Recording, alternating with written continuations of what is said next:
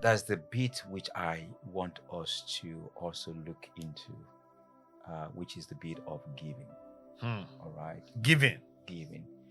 That's a serious one. Yeah. So remember the Lord your God.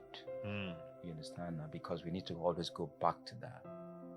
And I think in this generation, you're seeing a lot of very selfish people. And they can, for as long as they want to hide behind different things, they can, but they can run and all of that, but they can't hide. There's no hiding place, because the Bible is so clear about these things. How do you do church? How do you do Christianity? How do you follow God?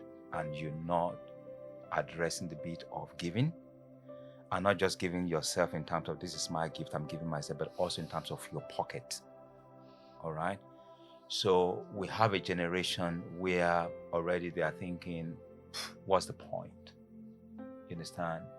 And I think what I've said over time in terms of money you earn is that God must come first in terms of priority.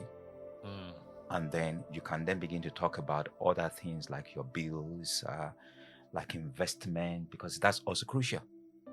Like investment, like your savings, like looking after yourself, like taking care of your family, etc., etc.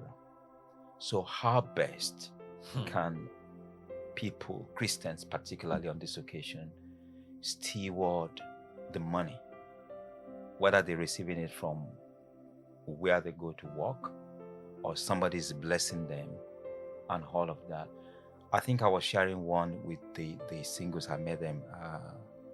I think I was sharing with someone, can't remember where now, where somebody one day walked into church Sunday morning. I think it was who I was sharing with. Okay. Walked into church Sunday morning and then said, Pastor, God said I should give you this morning. And she gave me the envelope.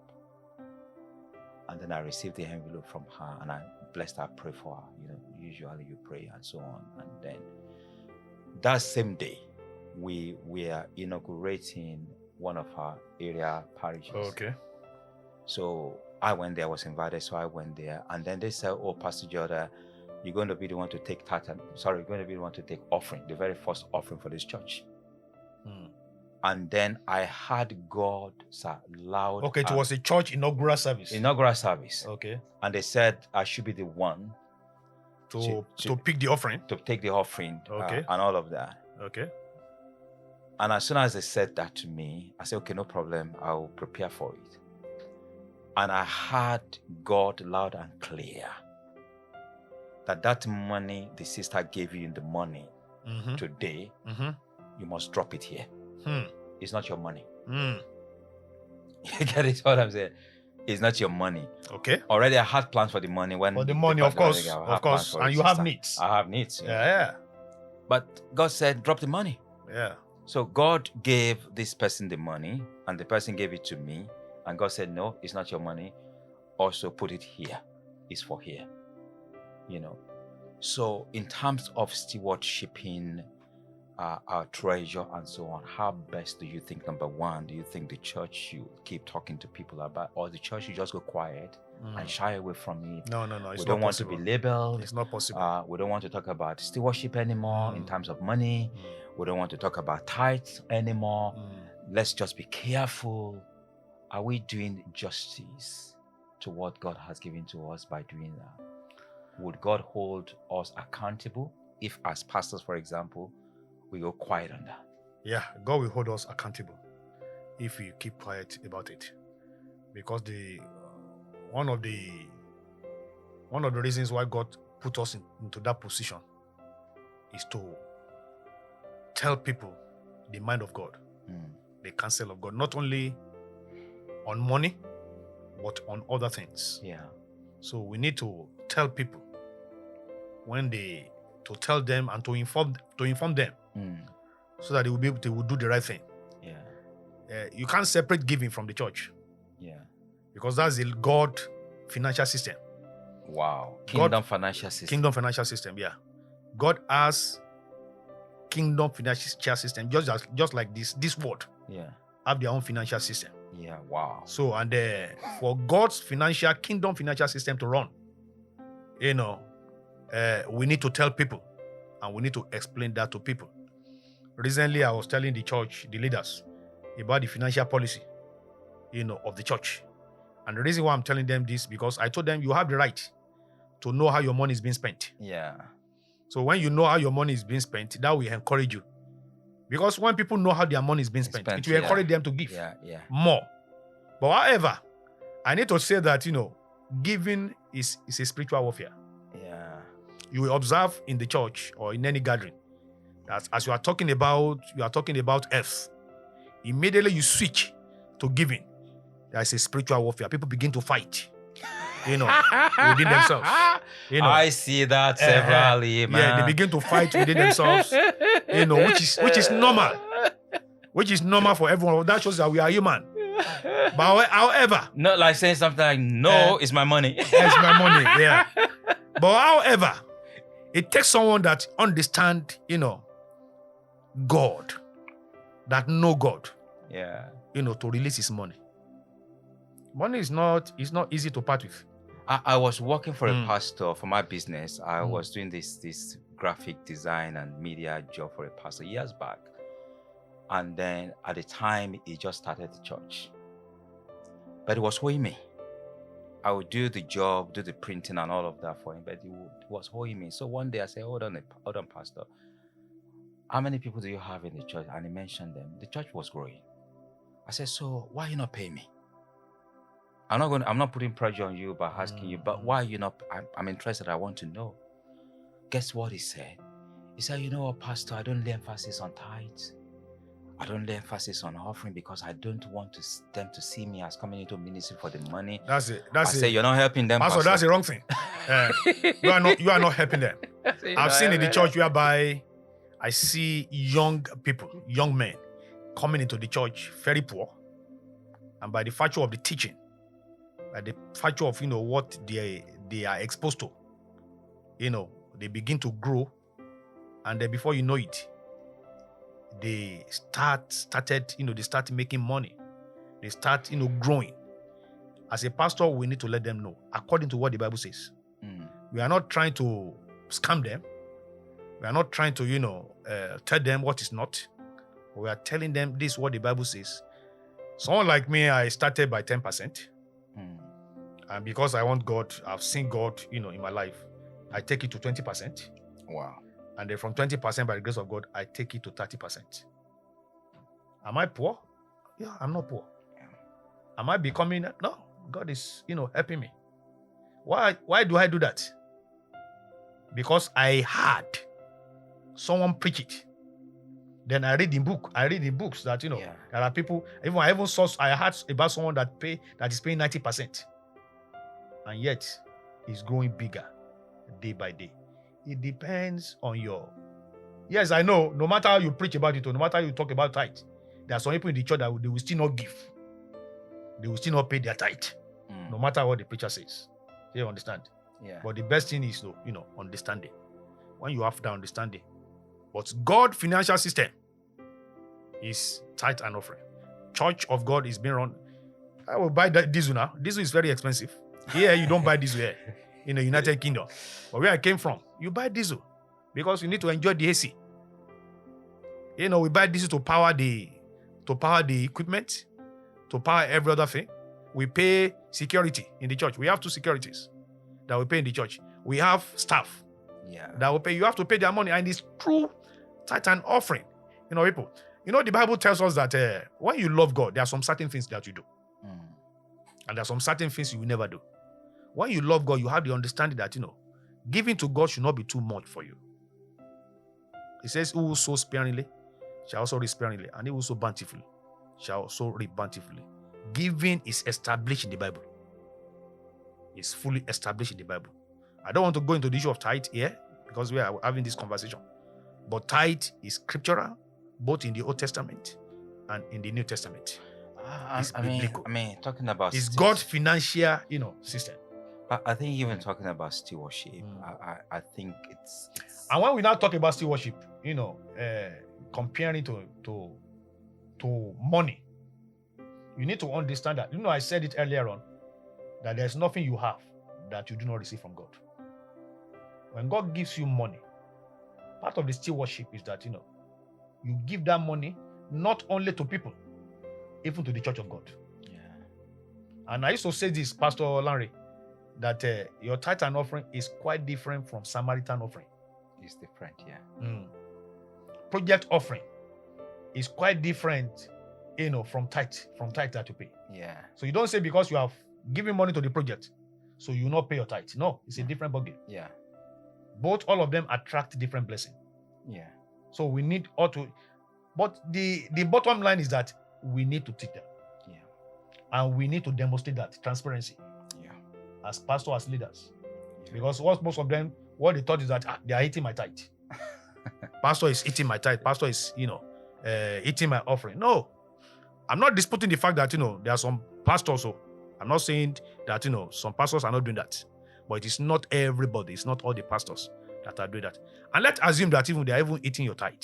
That the pastor is even eating your tithe. Do your own part. Fulfill your own part by giving, paying your tithe to God. And that's just it. Yeah. If the church, because the church needs money. The church really needs money. So I think for me, it's even part of stewardship, taking care of the storehouse. Of the storehouse, yeah. Yeah, it's part of stewardship, taking care of the storehouse. Taking care of the storehouse. He said, bring the, meat into the storehouse. Yeah. So that there will be enough. Yeah. In this situation whereby the church, there is not enough in the church. And the church is struggling. It's as a result of the fact that people in the church, they are not giving what they're supposed to give. Should. Yeah. So you see, I think I mentioned it a while ago, where Arauna and David were kind of competing. Arauna was saying, you know what, let me give you this land for free. And David said, no way. I'm going to pay you for it. Yeah. So, and I saw a bit of healthy competition in that. Somebody say, you know what, you need this thing for God. And David also say, you know what, it's my responsibility to do this for God. So I'm not going to give God that which anything that will not cost me. Yeah. So, and I think in the church, people should actually be running that. Listen, I'm number one. Let me do it. Let me do it. It's my turn to do it. Let me do it. Let me tell you this story. Someone walked to Daddy Gio that this confession they have every year. Yeah. That he want to be part of it. And Daddy Gio said, it's a big project. All these cows that we slaughter here, it's millions of naira, all this stuff. He said, I want to be part of it. So he now knelt down. He said that Baba should pray for him. And Baba Daddy Gio just, muttered some words. And the man left. The following year, he came back to Daddy Gio. And he wrote the check of 100 million. That was it. So he knelt down again. He said, Daddy Gio, you should pray for him that next year he will do bigger than this. Yeah. And Daddy Gio prayed for him. And he went. By the following year, he came back again and he wrote the check of more than 100 million. Yeah. This is a man that have the understanding, even when he doesn't have. Yeah. That's giving to God is the most ultimate thing anybody can do. I think I'll just close this on this note. We've done so well, Pastor. Thank you so much. I will close on this note. And I think I'll bring national government into this, because giving, seed time and harvest is universal. Then, Pastor, please let me say this. Yeah. Giving itself, no, I said it's a warfare. I know. It's a warfare. If you want to touch the heart of man, touch his pocket. They will fight you. They will fight you big time. Yeah. Seriously.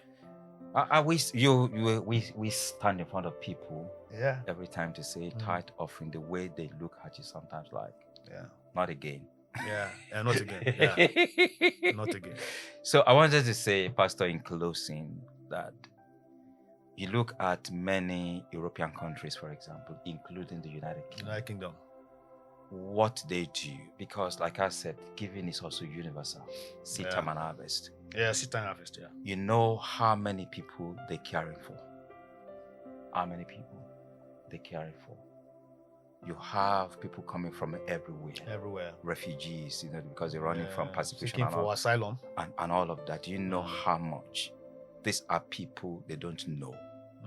coming from different countries, and they're taking care of them. You know, why would God not keep blessing them?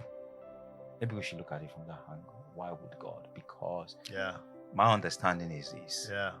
When you give to the poor, you are lending to God. As a matter of fact, God himself will supervise your blessing. Yes. You know, I go to Africa every year, and I know how God is blessing me doing that. Yes. You understand now? How God is blessing me doing that. So there are things beyond tithe and offering. There are things you're also due. You know, on behalf, don't forget this, on behalf of God. Not you just doing it because of motive that is wrong somewhere, but you're doing it on behalf of God. You are doing, like Pastor says, Samaritan or project and all of that.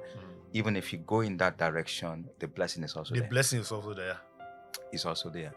So that's why you see, and that's my concern with the United States now, because the United States is built on, you know, getting people to come in. And all of, and that's my fear right now with the direction they are facing. Now. And I'm thinking, and for some of his policies, talking about Donald Trump, they're good. But again, for some, I'm not very comfortable with it, because he is dealing with a foundation that he has no business touching, because that is the secret of the success of America. And it's getting into that, and it's trying to tamper with it. Understand? So no country, no nation, no individual should think it's all about me alone. Me alone. You know, because God did not create you for you alone. He created you for people. For people, yeah. So that's my take. Even, you know, we have in the Bible, we have gift of the Spirit. And we have, what other one do we have? Gift of the Spirit. And fruit of the Spirit. Yeah. Gift of the Spirit is given to you to benefit others. It's not given to you to benefit yourself. Yeah. Gift of the Spirit, word of knowledge. Yeah. Word of wisdom. Yeah. You know, what other thing? Prophecy, you know, faith, working miracles, thank you. And all of that. All of that, yeah. They are given to you for others. The same thing. That's stewardship. Yeah, it is, yeah. The same thing, whatever God gives to you is given to you because of others. Even if he gave it to you, Pastor, by accident. Look at the story of Obedi Jamsa. You have nailed it. Even if by accident, God will still reward you. And you know the beauty of it all is that you make yourself happy by making others happy. Yeah. In other words, when others are happy, you are happy. The best way to have peace in life is to help others. Fantastic.